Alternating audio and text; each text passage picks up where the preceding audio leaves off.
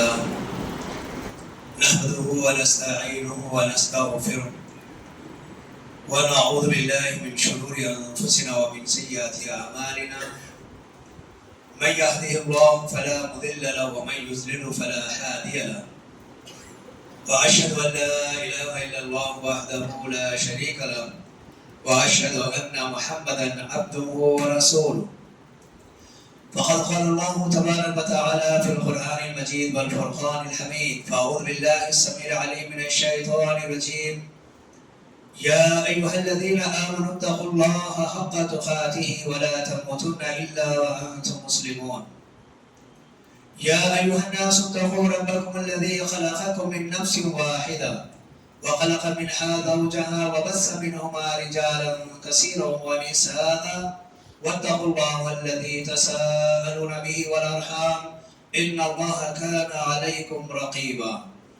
يا أيها الذين آمنوا اتقوا الله وقولوا قولا سديدا يصلح لكم أعمالكم ويغفر لكم ذنوبكم ومن يطع الله ورسوله فقد فاز فوزا عظيما أما بعد فإن خير الحديث كتاب الله وخير الهدي هدي محمد صلى الله عليه وسلم وشر الأمور محدثاتها وكل محدثة بدعة وكل بدعة ضلالة وكل ضلالة في النار فقد قال الله تبارك وتعالى في القرآن المجيد والفرقان الحميد فأعوذ بالله العظيم وبوجهه الكريم وبسلطانه القديم من الشيطان الرجيم الذين يستمعون القول فيتبعون أحسنه أولئك الذين هداهم الله وأولئك هم أولو الألباب معزز محترم حاضرین جمعہ، تمام قسم کی تعریفات، تسبیحات، تحلیلات، تحمیدات اس اللہ ذوالجلال والاکرام کے لیے سزاوار ہے جو ساری کائنات کا خالق، مالک، مدبر و مصور ہے، جس کے حکم سے ساری کائنات رواں دواں ہے، اس کا کوئی شریک نہیں ہے، اس کا کوئی ساجدار نہیں ہے، اس کے معاملات میں، اس کے تصرفات میں وہ تنہا و یکتا ہے اور اس کا علم لازوال ہے۔ درود و سلام ہو تمام انبیاء و رسول پر، خصوصاً ہمارے اور آپ کے آخری نبی جنہیں اللہ تبارک و تعالی ہمارے لیے رہبر، رہنما، معلم و مرشد بنا کر مبعوث فرمایا اور آپ کی اطاعت اور اتباع میں ہم تمام کی کامیابی و کامرانی رکھی۔ اللہم صلی علی محمد وعلی آل محمد کما صلیت علی ابراہیم وعلی آل ابراہیم انک حمید مجید اللہم بارک علی محمد وعلی آل محمد کما بارکت علی ابراہیم وعلی آل ابراہیم انک حمید مجید۔ معزز حاضرین، آج کے اس خطبہ جمعہ میں کیا ہم عقل مند ہیں، اس تعلق سے کوئی باتیں میں آپ کے گوشے گزار کروں گا۔ اللہ تبارک و تعالی بہت ساری نعمتوں سے ہمیں نوازا، انہی نعمتوں میں عقل ایک بڑی نعمت ہے۔ اگر عقل انسان سے چھین لی جائے یا اللہ تعالیٰ اس نعمت سے محروم رکھے تو اس کی زندگی بیکار ہو جاتی ہے اور اس میں ایک جانور میں کوئی تمیز نہیں کی جا سکتی۔ یہاں تک کہ شریعت نے ایسے لوگوں کے اوپر سے اپنے قلم کو بھی روک لیا ہے، ان کی نیکی اور ان کا گناہ شمار نہیں کیا جاتا کیونکہ وہ عقلی طور پر معروف ہے۔ اللہ تبارک و تعالیٰ کا بہت بڑا احسان ہے کہ اس نے ان نعمتوں کے ساتھ عقل والی نعمت سے ہمیں نوازا، ہر اچھائی اور برائی کی تمیز ہمیں عطا کیا اور ہم اس عقل کا استعمال کرتے ہوئے دنیاوی زندگی کو پرسکون بنانا چاہتے ہیں اور خصوصاً اہل ایمان اپنے عقل کا استعمال کرتے ہوئے اپنی آخرت کو بھی سدھارنا چاہتے ہیں۔ جس بندے کے اندر ایمان ہے حقیقت میں وہی بندہ عقل مند ہے، اور جس بندے کے ایمان اور عقیدے میں کمزوری ہے وہ بندہ در حقیقت بے وقوف ہے۔ اب ہم ترتیب بار دنیا میں قرآن کریم کے ذریعے سے دیکھیں گے کہ کون لوگ بے وقوف ہیں اور کون لوگ عقل مند ہیں۔ سب سے پہلے ہم جنوں کی بات کرتے ہیں۔ اللہ کے نبی صلی اللہ علیہ وسلم کی نبوت کے بعد جب حالات میں تبدیلی آئی، جنہوں نے ایک مشورہ کیا کہ دنیا کے اندر کوئی نہ کوئی ایسا کام رونما ہوا ہے جس سے ہماری بات نہیں چل رہی ہے، اور یہ لوگ زمین سے لے کے آسمان تک، اللہ کے نبی صلی اللہ علیہ وسلم فرماتے کہ اس طرح ایک دوسرے پر کھڑے ہو کر یہ آسمان تک پہنچ جاتے اور آسمان کی باتیں سننے لگتے، اب وہاں پر انہیں کوڑوں سے مارا جا رہا ہے، بات سنائی نہیں دے رہی ہے، تو انہوں نے مشورہ کیا کہ دیکھیں کہ آخر کیا ماجرا دنیا کے اندر ہوا ہے، 3 حصوں میں لوگوں کو تقسیم کر دیا، اور ان میں سے ایک جماعت اللہ کے نبی صلی اللہ علیہ وسلم جہاں وادی نخلا میں آپ قرآن کی تلاوت کر رہے تھے وہاں تک پہنچ گئے۔ وَإِذْ صَرَفْنَا إِلَيْكَ نَفَرًا مِنَ الْجِنِّ يَسْتَمِعُونَ الْقُرْآنَ فَلَمَّا حَضَرُوهُ قَالُوا أَنصِتُوا فَلَمَّا قُضِيَ وَلَّوْا إِلَىٰ قَوْمِهِمْ مُنذِرِينَ۔ تو جنہوں کی ایک جماعت، ایک نفر جس میں 10 سے کم تعداد تھی، انہوں نے قرآن کریم کو سنا، اپنے قوم والوں کے پاس گئے اور قوم والوں کے سامنے کہا کہ ہمارے رب کی شان تو بہت اعلیٰ ہے، وَأَنَّهُ يَقُولُ سَفِيهُنَا عَلَى اللَّهِ شَطَطًا، ہمارے بیوقوف نے ہمیں اللہ کے تعلق سے مختلف باتیں بتایا کرتا تھا۔ مفسرین نے یہاں پر کہا کہ بیوقوف سے مراد ابلیس ہے، اور بعض نے کہا جنوں کے اندر جو علم کو نصیحت کیا کرتے تھے، علم دیا کرتے تھے، جن کی اتباع پیروی کیا کرتے تھے، یہ سارے کے سارے جن اس میں شمار ہیں۔ تو اس اعتبار سے قرآن کریم کے ذریعے سے ثابت ہوا وَأَنَّهُ يَقُولُ سَفِيهُنَا، ہمارا اپنا بیوقوف ہم سے کہا کرتا تھا اللہ تعالیٰ کے متعلق مختلف باتیں۔ تو اس اعتبار سے جنوں کو بیوقوف قرار دیا گیا، وہ جن جو غلط تعلیم دینے والے ہیں، عقیدہ توحید سے ہٹ کر تعلیم دینے والے ہیں، ان سارے کے سارے جنوں کو بیوقوف قرار دیا گیا۔ اس کے بعد وقت کے اعتبار سے مختصر طور پر میں آپ کو بتا رہا ہوں، اس وقت سے لے کر آج تک دنیا کے اندر اپنے آپ کو سب سے زیادہ ہوشیار قوم کہنے والے یہود، اللہ تبارک و تعالیٰ نے ان کو بھی بیوقوف بتایا ہے۔ جب اللہ کے نبی صلی اللہ علیہ وسلم مکہ سے ہجرت کر کے مدینہ تشریف لائے اور سابقہ احکام کے مطابق آپ بیت المقدس کی طرف رخ کر کر نماز پڑھ رہے تھے، نبی کریم صلی اللہ علیہ وسلم کی خواہش اور تمنا تھی کہ ہمارا قبلہ کعبۃ اللہ ہو جائے۔ آپ بارہا اللہ رب العالمین سے دعا کرتے ہیں، اپنے چہرے کو آسمان کی طرف اٹھاتے ہیں، آخر کار اللہ تبارک و تعالیٰ نے تحویل قبلہ کا حکم دے دیا۔ سَيَقُولُ السُّفَهَاءُ مِنَ النَّاسِ مَا وَلَّاهُمْ عَنْ قِبْلَتِهِمُ الَّتِي كَانُوا عَلَيْهَا، القریب لوگوں میں سے یہ بیوقوف لوگ کہیں گے، کون ہے یہاں پر بڑا؟ یہود قوم ہے، مدینے کے اندر یہودی تھے، اور اس کے بعد یہودیوں کو بہت زیادہ تکلیف دی ہوئی، یہودیوں کو بہت تکلیف دی کہ مسلمانوں نے ایک کے نبی کے ساتھ اپنے قبلے کو پلٹ دیا ہے، بیت المقدس ہمارے قبلے سے اور ادھر کعبۃ اللہ کی طرف اپنا رخ کرنے لگے ہیں۔ اللہ تعالیٰ نے یہاں پر کہا سَيَقُولُ السُّفَهَاءُ، عن قریب یہ بیوقوف کہیں گے، اور سارے کے سارے محدثین اس بات پر متفق ہیں کہ یہاں پر بیوقوف کا جو لفظ استعمال ہوا ہے یہ یہودیوں کے تعلق سے استعمال ہوا ہے۔ اس اعتبار سے یہود قوم کو قرآن نے بیوقوف قوم قرار دیا ہے۔ پھر اس کے بعد اس دنیا میں جو اپنے آپ کو سب سے زیادہ کثرت تعداد میں ماننے والے نصارہ ہیں، یہ بھی بیوقوف ہے۔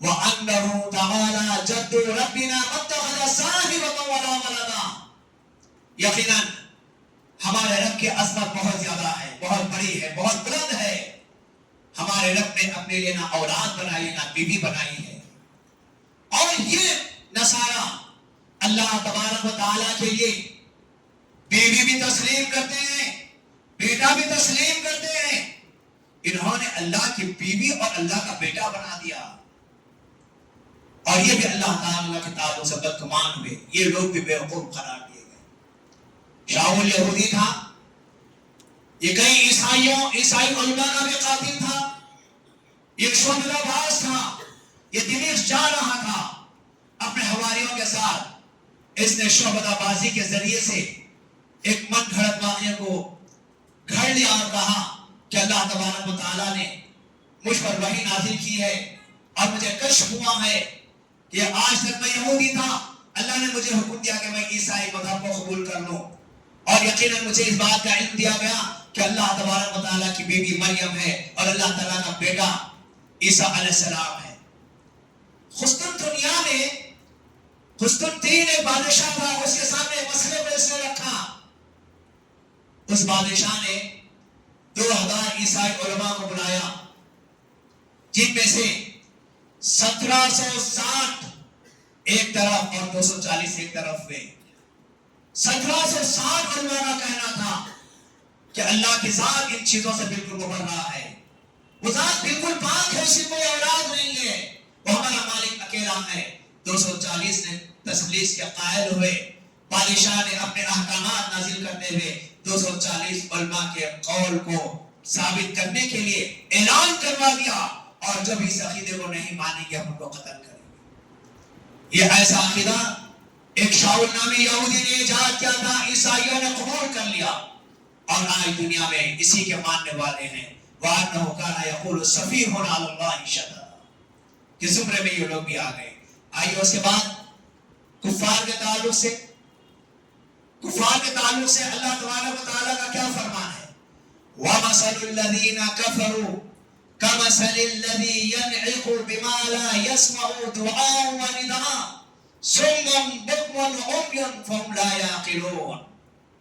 اللہ تبارک و تعالیٰ نے کہا یہ کفار، ان کی مثال چوپائیوں کے مانند ہے، اس چرواہے کے مانند ہے جو اپنے جانوروں کو آواز دیتا ہے۔ وہ جانور اس کی آواز کو سنتے ہیں لیکن جواب تو نہیں دے سکتے۔ سمم بکمن، وہ گونگے ہیں، وہ بہرے ہیں، عمیٌ، وہ اندھے ہیں، لا یعقلون، وہ کوئی عقل والے نہیں ہیں۔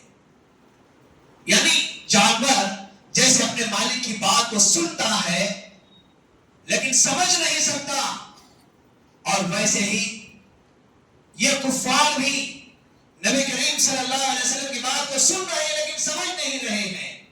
اللہ تبارک و تعالیٰ نے کہا لا یعقلون، یہ عقل رکھنے والے نہیں، فهم لا یعقلون، یہ عقل والے نہیں ہیں، یعنی بے وقوف لوگ ہیں، یہ عقل والے نہیں ہو سکتے۔ اور جب مشرکین کی بات آئی، اللہ تبارک و تعالیٰ نے کہا وَإِذَا قِيلَ لَهُمُ اتَّبِعُوا مَا أَنزَلَ اللَّهُ قَالُوا بَلْ نَتَّبِعُ مَا أَلْفَيْنَا عَلَيْهِ آبَاءَنَا أَوَلَوْ كَانَ آبَاؤُهُمْ لَا يَعْقِلُونَ شَيْئًا وَلَا يَهْتَدُونَ۔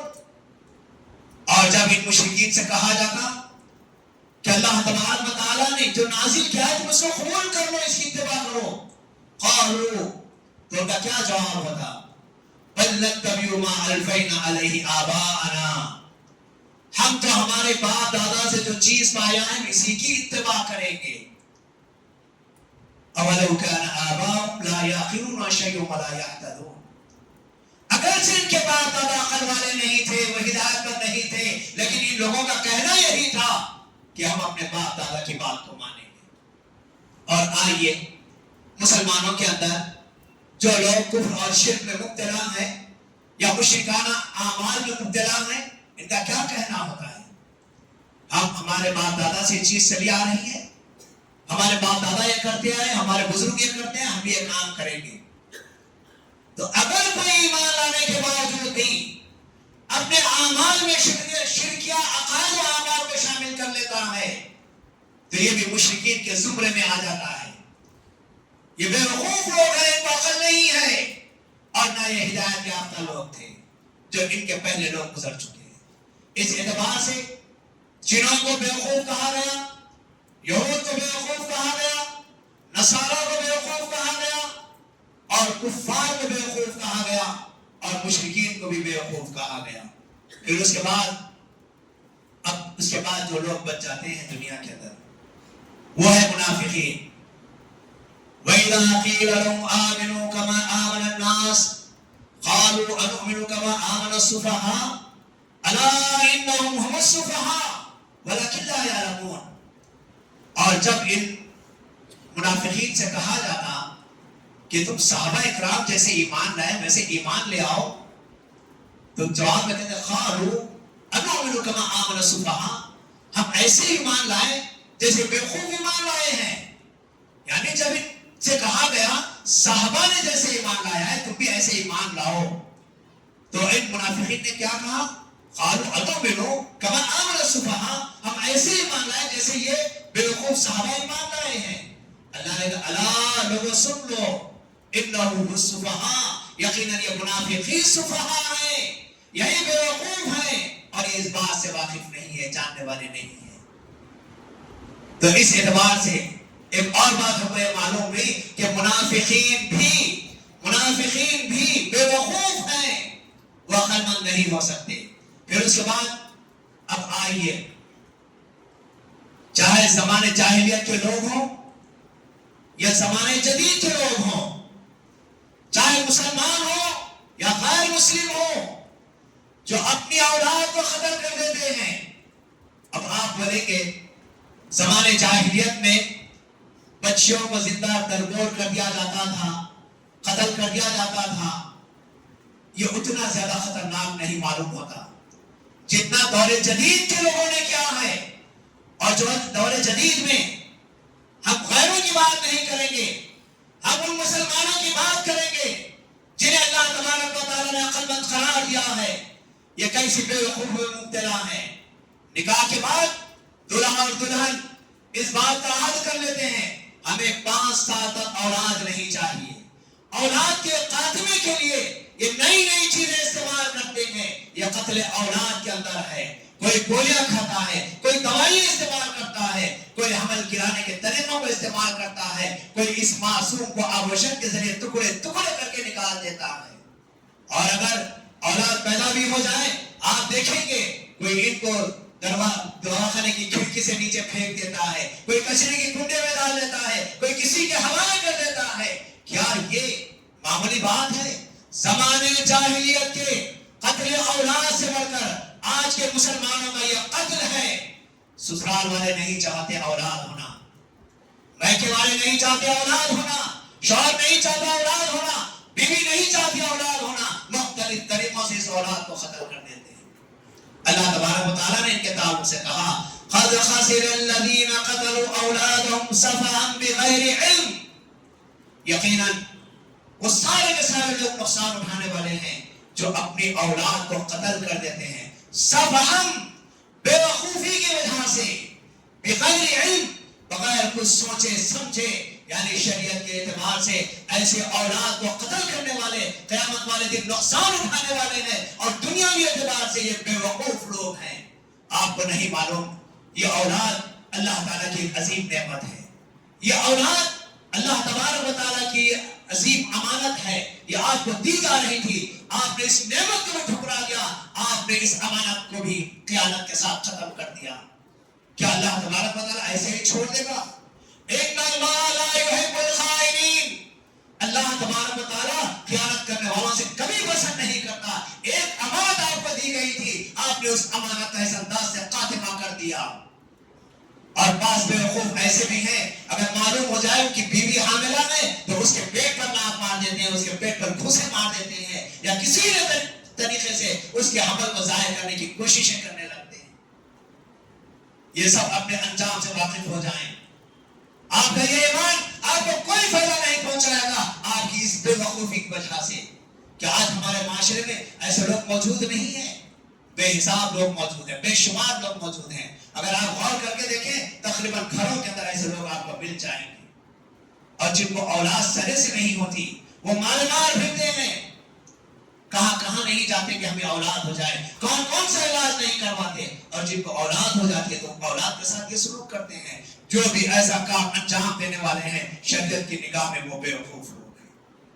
اس کے بعد آئیے عزیزان محترم، وہ سارے لوگ بے وقوف ہیں جو اپنی عقل کو نقل کے اوپر مقدم رکھتے ہیں. نقل کیا ہے؟ قرآن اور حدیث، ہماری شریعت، اس کو نقل کیا گیا. اللہ تبارک و تعالیٰ سے جبرائیل علیہ السلام نے نقل کیا، جبرائیل علیہ السلام سے اللہ کے نبی صلی اللہ علیہ وسلم نے نقل کیا، صحابہ اکرام نے نقل کیا، اور یہ شریعت وہاں سے لے کر یہاں تک نقل ہوتے ہوئے آ رہی ہے. اگر آپ کسی پیپر کا زیراکس لیں، جیسے پیپر کے اندر رہے گا ویسے ہی نقل کے اندر بھی آئے گا، اس میں کوئی تبدیلی نہیں رہے گی. بہت سارے لوگ اس نقل کو مقدم رکھ کے عقل کو پیچھے رکھنے کے بجائے اپنی عقل کو نقل کے آگے کر دیتے ہیں، اپنی عقل سے اس شریعت کو سمجھنے کی کوشش کرتے ہیں، وہ گمراہی کا شکار ہو جاتے ہیں۔ یہ سارے کے سارے لوگ بے وقوف لوگ ہیں۔ معزز حضرین، امام مالک رحمۃ اللہ علیہ سے سوال کیا گیا کہ اللہ کے نبی صلی اللہ علیہ وسلم نے ذوالحلیفہ میں احرام باندھنے کی تعلیم دی ہے، اگر ہم مسجد نبوی سے احرام باندھ لیں تو اس میں کیا حرج ہے؟ یہ بڑی مقدس جگہ ہے۔ تو اس وقت امام مالک رحمۃ اللہ علیہ نے کہا کہ اللہ تبارک و تعالیٰ نے قرآن مجید میں ارشاد فرمایا ہے ایمان والوں کو اس بات سے ڈرنا چاہیے اللہ کی مخالفت اگر ہو رہی ہے تو اللہ تعالیٰ اپنا عذاب ان کے اوپر نازل کرے گا یا مصیبتوں میں انہیں مبتلا کرے گا۔ انہوں نے کہا کہ اس میں اللہ کی مخالفت کہاں ہے؟ ذوالحلیفہ کے جگہ مسجد نبوی سے باندھنا چاہ رہے ہیں۔ کہا امام مالک نے نبی نے حکم دیا ذوالحلیفہ سے احرام باندھے، آپ نے ذوالحلیفہ سے احرام باندھا ہے، آپ اس کو بدل کر مسجد نبوی سے نہیں کر سکتے۔ علی رضی اللہ تعالیٰ عنہ کہتے ہیں ہماری عقل بتاتی ہے کہ اگر ہم موزے پہنے ہوئے ہیں تو وضو کے وقت موزوں پر مسح کرنا ہے۔ عقل یہ کہتی ہے کہ گندگی نیچے لگتی ہے، تلووں پر مسح کرنا چاہیے، لیکن شریعت نے ہمیں، اللہ کے نبی نے ہمیں تلووں کے اوپری حصے پر مسح کرنے کے لیے بتایا۔ اگر ہم عقل کو مانیں گے نچلے حصے پر مسح کرنا پڑے گا، شریعت کو مانیں گے اوپری حصے پر مسح کرنا پڑے گا۔ ہم یہاں پر عقل کی بات نہیں مانیں گے، نقل کی بات مانیں گے۔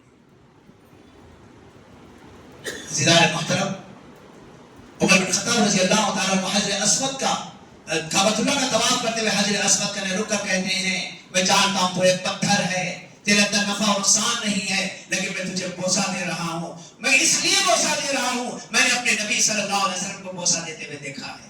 عقل کہتی ہے کہ تو ایک پتھر ہے، تیرے اندر نفع و نقصان نہیں ہے، لیکن نبی نے تجھے بوسہ دیا ہے، بس نبی کی اطاعت میں تجھے بوسہ دیتا ہوں۔ ایک عورت آئی عائشہ صدیقہ رضی اللہ تعالیٰ عنہا کے پاس، کہنے لگی اے عائشہ، نماز ہمارے پر 5 وقت فرض ہے، رمضان کے روزے ہمیں سال میں ایک مرتبہ ایک مہینے کے لیے فرض ہے۔ اب یہ بات سمجھ میں نہیں آتی کہ ایام حیض میں 5 وقت کی نماز ہمارے اوپر سے معاف کر دی گئی ہے، لیکن رمضان کے روزے جو سال میں ایک مہینے کے لیے ہیں، اگر یہ ایام حیض میں روزوں کے درمیان حیض آ جائے تو ان روزوں کی قضا کرنا ہے۔ یہ نمازیں 5 وقت کی ہیں جو ہر مہینہ ہم سے چھوٹ رہی ہیں، اس کی معافی ہے۔ عائشہ صدیقہ رضی اللہ تعالیٰ عنہ غضبناک ہو گئی، کہنے لگی کیا تو خارجیوں میں سے ہو گئی ہے؟ کہنے لگی نہیں، میں معلومات کے لیے پوچھ رہی تھی۔ تو عائشہ رضی اللہ تعالیٰ عنہ نے کہا اللہ کے نبی صلی اللہ علیہ وسلم نے ہمیں ایسے ہی حکم دیا ہے اور ہم کو ایسے ہی عمل کرنا ہے۔ تو جتنے گمراہ فرقے ہیں آپ ان کی ابتدا دیکھ لیں، انہوں نے شریعت کو مقدم رکھنے کے بجائے اپنی عقلوں کو مقدم رکھا، یہ سب بیوقوف قرار دیے گئے اور آج گمراہ فرقوں کے اندر ان کا شمار ہے۔ اب رہا مسئلہ عقل مند کون ہے؟ قرآن کریم یہ بات کہتا ہے الذین یستمعون القول فیتبعون احسنہ اولئک الذین ہداہم اللہ واولئک هم اولو الالباب۔ جو قرآن کریم اور شریعت کی باتوں کو غور سے سنتے ہیں اور اس شریعت کی اچھی اچھی باتوں کی اتباع پیروی کرتے ہیں، اللہ نے کہا اولئک ہداہم اللہ، یہی لوگ اللہ کی جانب سے ہدایت یافتہ ہیں، واولئک هم اولو الالباب، اور اللہ کی جانب سے یہی لوگ عقل مند ہیں۔ اللہ نے ایسے لوگوں کو عقل مند قرار دیا ہے جو شریعت کی باتوں کو سن کر اس سے عمل پیرا ہوتے ہیں۔ معزز حاضرین، اس اعتبار سے اگر دیکھا جائے ساری کائنات کے اندر اگر سب سے زیادہ عقل مند کون ہے؟ وہ اہل ایمان ہیں، اہل توحید ہیں۔ جو بھی توحید سے ہٹا، ایمان سے ہٹا، عقیدے سے ہٹا، وہ عقل مند ہو نہیں سکتا، یہ شریعت ثابت کرتی ہے۔ اور یہاں پر ہمیں اس بات پر فخر کرنا ہے، اس بات پر خوش ہونا ہے اور اللہ کا شکر ادا کرنا ہے، اللہ تعالیٰ نے ہمیں عقل مندوں کی جماعت میں رکھا ہے، بیوقوف نہیں بنایا۔ اور کوئی ایسی حرکت نہ کرے جو بیوقوفوں کے زمرے میں ہم شامل ہو جائیں۔ اور یاد رکھیے یہ بہت واضح بات ہے، اگر آپ شریعت کو اپنائیں گے آپ عقل مندوں میں رہیں گے، شریعت سے ہٹیں گے آپ بیوقوفوں میں داخل ہو جائیں گے۔ فیصلہ ہمارے اپنے اوپر ہے۔ عقل مند بنا کر رکھنا ہے یا بیوقوف بنا کر رکھنا ہے. اور جتنے بیوقوف ہیں تمام کو قیامت والے دن سزا ملنے والی ہے. پھر اس کے بعد ایک سوال یہ پیدا ہوتا ہے، اہل ایمان میں مرد زیادہ عقل مند ہے یا عورت زیادہ عقل مند ہے؟ عورتوں کے مقابلے میں مردوں کو زیادہ عقل مند قرار دیا. ایک مرد کی گواہی کے بدلے 2 عورتوں کی گواہی دی جائے گی. مرد کو ایک حصہ دیا جائے گا تو عورت کو آدھا حصہ دیا جائے گا. اس اعتبار سے کئی مقامات پر الرجال قوامون علی النساء، اللہ رب العالمین نے عورتوں کے اوپر مردوں کو قوام بنایا، حاکم بنایا ہے. اور اسی لیے اللہ رب العالمین نے سارے انبیاء کرام کو مردوں میں سے بھیجا ہے، عورتوں میں سے نہیں بھیجا. اور اس اعتبار سے کہ مرد جسمانی اعتبار سے طاقتور اور قوی ہوتا ہے، عورت اتنی قوی نہیں ہوتی. لیکن ان کا ایمان اور ان کی اپنی عقل مندی انہیں جنت میں پہنچائے گی. ان کے مقابلے میں مرد حضرات زیادہ عقل مند ہوتے ہیں. اب مردوں میں بھی سارے کے سارے مرد اتنے زیادہ عقل مند نہیں ہوتے جتنا اہل علم عقل مند ہوتے ہیں. اسی لیے اللہ تبارک و تعالیٰ نے قرآن مجید میں ارشاد فرمایا فَاسْأَلُوا أَهْلَ الذِّكْرِ إِن كُنتُمْ لَا تَعْلَمُونَ. تم اہل علم سے سوال کرو اگر تم نہیں جانتے ہو. اہل علم سے سوال کرو. یہ اہل علم اہل ایمان میں زیادہ علم والے ہوتے ہیں، زیادہ جاننے والے ہوتے ہیں. اور اللہ رب العالمین نے ان کو دین کی سمجھ دیتا ہے. جیسا کہ اللہ کے نبی صلی اللہ علیہ وسلم نے فرمایا مَن يُرِدِ اللَّهُ بِهِ خَيْرًا يُفَقِّهُ فِي الدِّينِ. اللہ اپنے بندوں میں سے جس کے ساتھ خیر کا معاملہ چاہتا ہے اسے دین کی سمجھ عطا کرتا ہے. اس اعتبار سے مردوں میں اہل ایمان میں سب سے زیادہ اہل علم عقل مند ہوتے ہیں. اللہ ان کو دین کی سمجھ عطا کرتا ہے.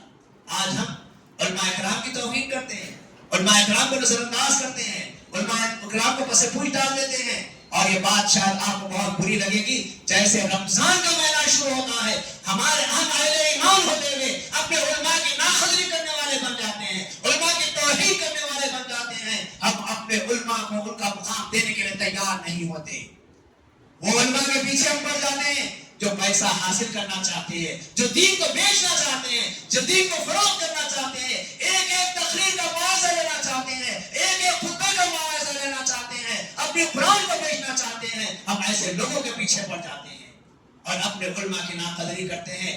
یاد رکھیے یہ علماء جنہیں اللہ تبارک و تعالیٰ نے وارثین انبیاء قرار دیا ہے، ان کا ادب ان کا احترام لازم ہے. اگر ہم ایسا نہیں کریں گے بہت زیادہ نقصان میں پڑ جائیں گے. آئیے عزیزان محترم، انما یخشی اللہ من عبادہ العلماء، اہل علم ہی اللہ سے بہت زیادہ ڈرنے والے ہوتے ہیں. لیکن یہاں پر ایک بات یہ بتاؤں، علماء کو چاہیے کہ وہ اپنے مقام کو جانے. اللہ رب العالمین نے کیا مقام دیا ہے، کس مقام پر اللہ رب العالمین نے علماء کو رکھا ہے، اس کو جانیے اور اپنے مقام پر قائم رہنے کی کوشش کیجیے. عوام آپ کے قریب آ جائے گی اور عوام کو چاہیے، ذمہ داروں کو چاہیے وہ علماء کی قدر کریں. اور اس کے بعد ایک اور آخری بات یہ ہے کہ سب سے زیادہ کائنات کے اندر اہل ایمان میں سب سے زیادہ عقل مند انبیاء کرام ہیں. سب سے زیادہ عقل مند انبیاء کرام ہے. اللہ تبارک و تعالیٰ خصوصیت کے ساتھ ان کا انتخاب کرتا ہے، انہیں چن لیتا ہے، اپنی شریعت کا علم دیتا ہے. اور سارے انبیاء کرام ان کی پیدائش سے لے کر ان کی وفات تک یہ اللہ رب العالمین کی خاص نگرانی میں ہوتے ہیں. ان سے کوئی غلطی سرزد ہونے نہیں دیتا.